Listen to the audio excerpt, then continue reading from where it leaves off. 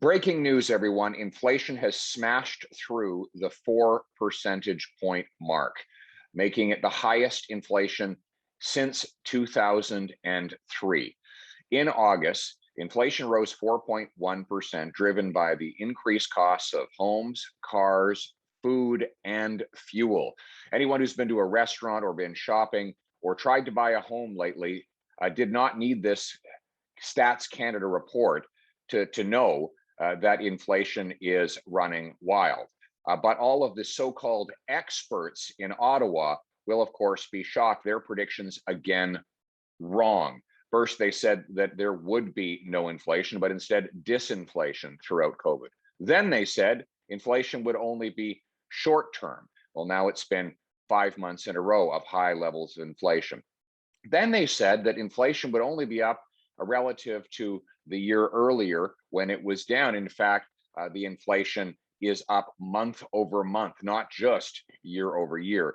And then finally, they said it would only be concentrated in certain hot commodities like oil and gas, when in fact, even if you strip out gasoline, the inflation rate rose by 3.2%, also well over the Bank of Canada's target. In other words, the so-called experts who claimed that there was no danger in Justin Trudeau continuing to run these monstrous deficits, they have all proven wrong.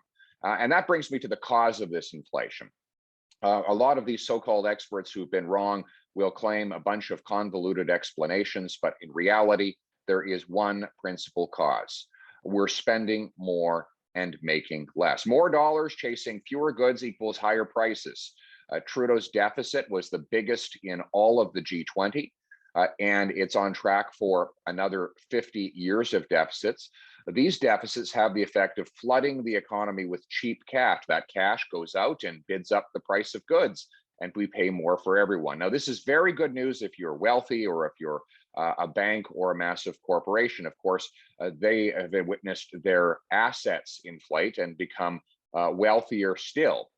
But if you're a working class wage earner, your paycheck is worth less in real terms. It buys less food, less house, less car, and less fuel. So in other words, you are working harder to get less. You are experiencing a real paycheck cut under Justin Trudeau as he inflates the price of everything. Now, the question is, are you going to vote for Justin Trudeau to come back and continue to increase your cost of living?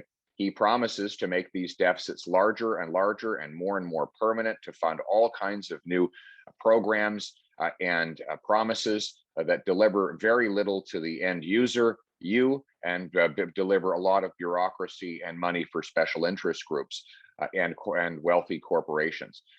Or are you going to vote for a conservative plan to phase out the deficit, stop printing money, and unleash the free enterprise economy to start producing more goods and services? In other words, conservatives will stop creating cash and start creating the stuff cash buys: grow more food, build more houses, manufacture more goods like cars, and get Canadian energy to Canadian customers.